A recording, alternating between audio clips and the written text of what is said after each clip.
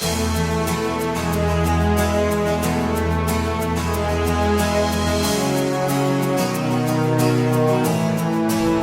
run through my story, and I'm not going to concentrate too much on the story. It kind of jumps about a little bit. If you want to copy this presentation, it's online, you're welcome to have it. Just give you an idea of where I'm up to at the moment. As you know, I'm Elliott. I run a relationship marketing agency in Manchester City Centre. A little bit like Adrian, but Adrian said he specialises in niche. We niche down into CRM, and so into really niche email marketing campaigns. But with varied clients, for example, consultancies, garages. We're just doing the fan CRM for FC United, so we've got quite a varied number of clients. But we're just going to start the story back in 1998, when it was very, very different. I'll call this section Pubs, Rain and Startups, and you'll see why in a second. So, 1998, just graduated from university in Leeds, and I really wanted a job in pubs. I've been in pubs since I was about 14, washing up and working behind the bar and stuff, and I really enjoyed it. So I went to Wetherspoons and Bass, and asked for an interview, got an interview with both, got offered a position with both. Went for the Bass job in the end, which was Allied at the time. It's the Footage and Firkin, if anyone knows it, on Oxford Road in Manchester. It's quite a big pub. Over the moon. So I basically got £60,000 a week pub. It was 90-hour weeks, that wasn't quite so good. But it paid off because I did that for 18 months and I got my own place in Leeds. So I got my first pub in Leeds, very, very excited about that. However, I did learn what my first mistake was, which was I was too honest. You see, when I took over the pub, we started off and we were 27th out of 29 pubs in the area. And then within 6 months, I was second best pub in the area. And we'd done really well, based around the marketing we'd done for the business. I'd worked under a mentor at Manchester, and he taught me a lot of good things about pubs. But money started to go missing. I realised at that point, I was 22, I was very good at marketing, but I wasn't quite so good at business management. So I did what I thought the best thing to do, which was to speak to my regional manager, my area manager, and say, help, there's money going missing. He gave me the great advice of, we'll put it back then. So after 2 months of putting that money back, and then ending up not actually earning anything for 2 months, I ran out of money. So I asked for a meeting with the area manager and the regional manager, which I was really pleased because I got. So I got my meeting, I also got sacked.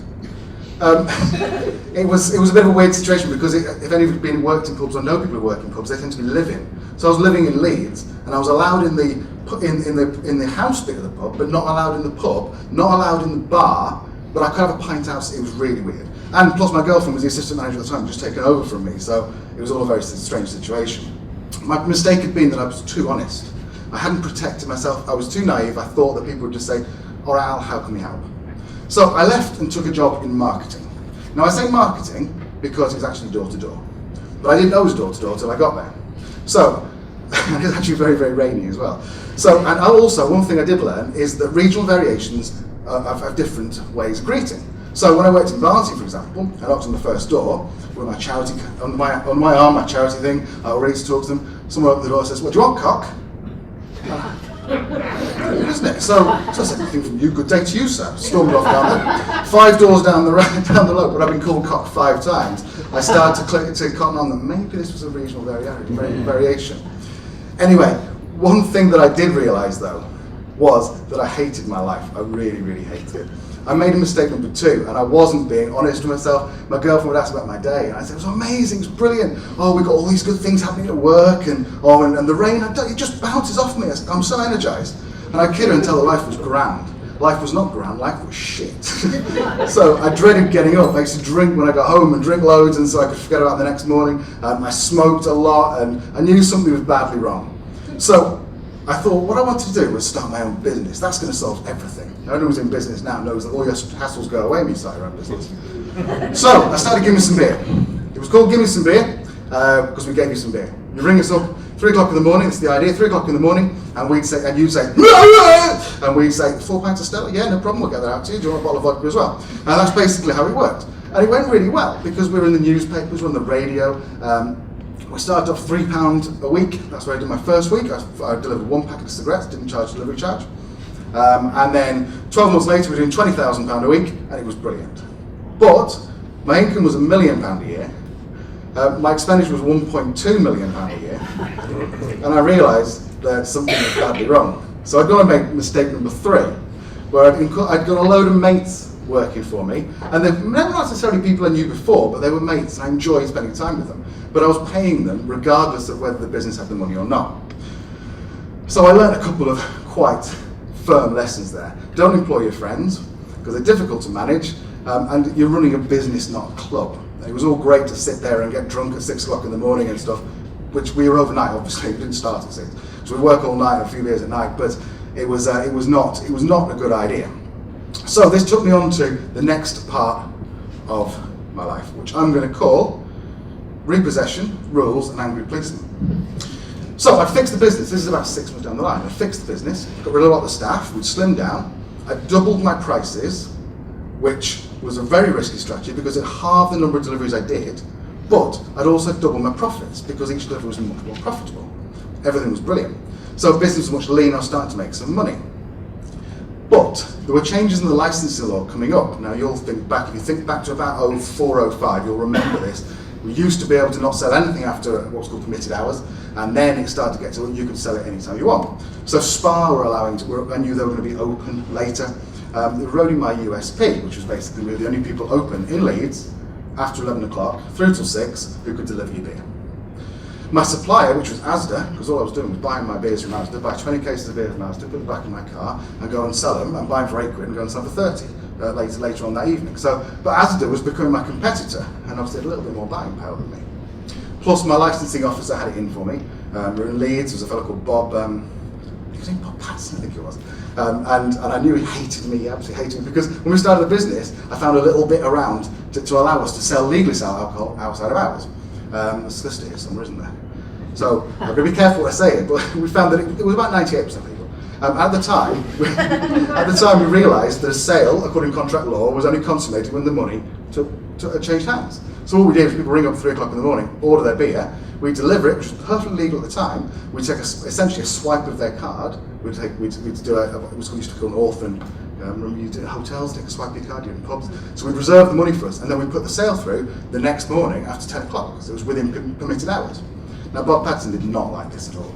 So I kept going back to court, and they kept trying to take my license away from me. Which was good fun. It was good fun. Me and my sister loved it. We had a great time until the last time when my sister said he's really pissed off. They said he's talking about fines and even imprisonment for breaking the license away. He says, that's never been done before. I said, oh right, okay. So he said this kind of time's up. So that's where I made my fourth mistake, which was I was ignoring the signs. I knew the writing was on the wall, but I didn't really do anything about it. So the licensing law did change in 2005, I think it was. I went from £20,000 a week to £200 a week. I closed my warehouse, I sacked my staff, I sold my vans, and eventually the business folded in 2006. Which is not great, but what wasn't even worse was that I had £5,000 worth of debt that I had to service every single month. So I worked hard to cover that, and I serviced about £4,000 of it a month, and lived on like beans and sofas and stuff. But I got really ill, and at the time I stopped smoking as well, which was the best thing I ever did, but the worst timing because it was horrible.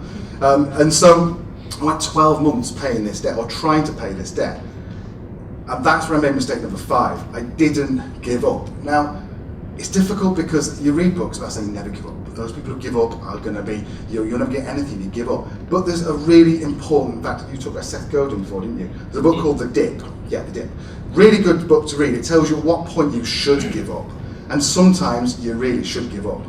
So after 12 months, on the 9th of January 2007, I went bankrupt for £102,000.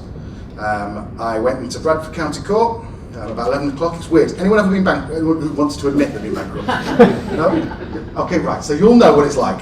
I thought it was like the bill. I thought you'd walk in there and you'd be like, there's people going, my lord, but if you look at this and you look at the evidence states, and then there'll be a judge in a wig and there'll be all this kind of stuff. Actually, I went to a room, they filled in a form, I waited there for an hour, they came back and said, there you are, you're bankrupt.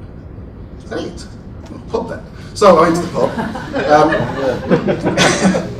and I went back home and cried my eyes out for 90 days because I didn't know what to do. But I had a bit of a business idea. I thought, I know about debt, I certainly know about repossession, I know about something called sell and rent back, which was big at the time, where people could sell their house and rent it back from a company if you got in trouble. I'd even looked into that, but I borrowed too much against my house, so I couldn't do it. And so I thought, we could start a debt counselling service here. We could refer all the debt to one person and make money from commissions.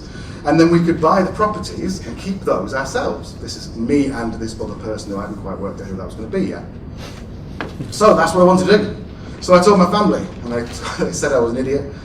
I told my friends, and they said, well, you've already been, literally, like 90 days ago, you were bankrupt. What? You're still bankrupt now, and you can't do that. My bankruptcy condition said I couldn't be a director of a company, and I couldn't even borrow a pen, let alone have a mortgage from a bank.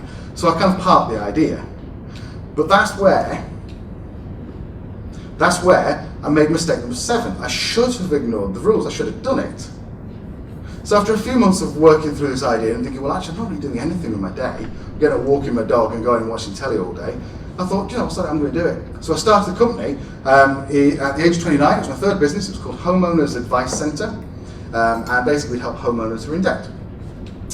This takes me to the third part of the story, which is about growing up.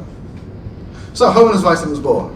Business partner, I'd got in, was my best mate, who also held all the mortgages, so on paper I was not touching the mortgages, but in actual fact I had 50% of the company.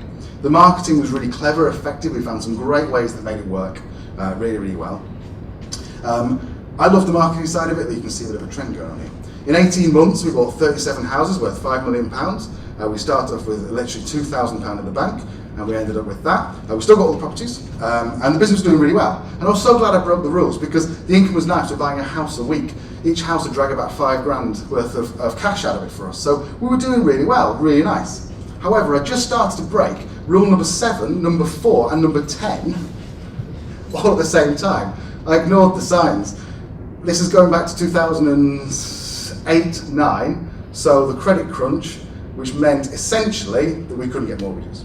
So we went from buying 4 houses a month to buying no houses a month. They never bought another house. They never have since. Never been able to buy another house. Well, I suppose we might be able to now. We never tried to buy another house. So I hadn't looked at the signs. I'd ignored the signs. The company, I say it folded. It didn't really fold in so much as just stopped trading. We still have the properties. I'd learned from mistake number 1. Properties were all set to one side. That no one could touch those, and we hadn't borrowed anything, so there was no debt to repay, apart from obviously all the mortgages, like £3 million of the mortgages, but it'd be alright, for 30 years to pay them off. So we kind of kept the houses, and the company went bust. So I spent 90 days crying my eyes out. And I didn't know what to do with myself, and I was sat there, and I was taking my dog out and watching daytime TV, and thinking, I've been here before. So I did something. I joined the Samaritans, which is a little weird choice to join. I joined them because my mum was a Samaritan a little while ago, for a couple of years, and it was one of those where she seemed to come home and talk a lot about sex calls, which at 12 was horrible, made me sick in my mouth. But apparently that's what goes on at the Samaritans, and well, that wasn't the reason I joined, just to make this clear. But it was. But I thought it sounds like quite a worthwhile charity. So I went and joined the Samaritans, and I realised I'd been breaking rule number 8 for most of my life. I'd not been giving back. Now I'm going to make a little caveat at this point, because I don't like it when people stand up, and I can't use the word wanky, can I? People who come up and make these statements about how if you give this to the universe, you get it all back and everything. I'm not saying that doesn't happen. I'm not saying that does happen. What I'm saying is the weird thing is, the more I gave back, the more time I gave out, the more money I gave out, the more came back to me. Really, really strange. I thought, why not do this more earlier? So I got more involved. I eventually became the chairman of the Manchester Samaritans. Very proudly led them for 18 months. Yeah, we had a great time. It was quite interesting with the Samaritans. You mentioned it a little bit earlier before, is that although I've talked a lot today, and I can talk, it taught me so much. It taught me 2 major things. First of all, it taught me how to listen, and that's really, really interesting, because people think they can listen, and then you go to Samaritans, you do the training, and you think, oh God, I wasn't listening at all before. And secondly, it kind of puts your life a little bit in perspective, because if you're talking to someone and they're telling you these horrendous things, and they're telling you how they want to end their life, and they genuinely do, then the Samaritans teach you, why talk them out of it? Now, it sounds horrible, but at the end of the day, it's their life, their choice. And that's quite humbling to be with someone. And there were a couple of calls where someone did end their life while I was on the call to them. And it's quite humbling to have that kind of, to be there at the last point where they're telling you all the things that happened in their life. Pretty amazing. So if anyone's ever been involved in the Samaritans, you'll probably recognise what I was just saying there. So when I wasn't the Samaritans, I was spending my days building websites. I taught myself PHP, CSS, HTML, all little geeky stuff for websites. And I was building marketing campaigns, again. I realised that's what I loved about all my businesses, was that I loved the marketing side of it. I wasn't very good at the rest of it, but I loved the marketing side of it. So I realised I'd been breaking rule number 9 all along.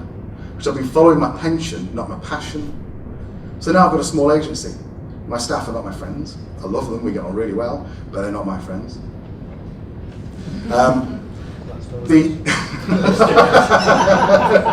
There's a mixed variety of work. It's a non-regulatory industry, so no one can shut me down for any reason.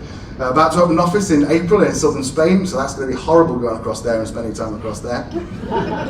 And that's basically where I am now. There is one lesson, I think, that I learned that overrides all of this, and that is that the biggest lesson I learned is don't repeat any of these under any circumstances. So, that's me, and this is my agency. Thanks so much.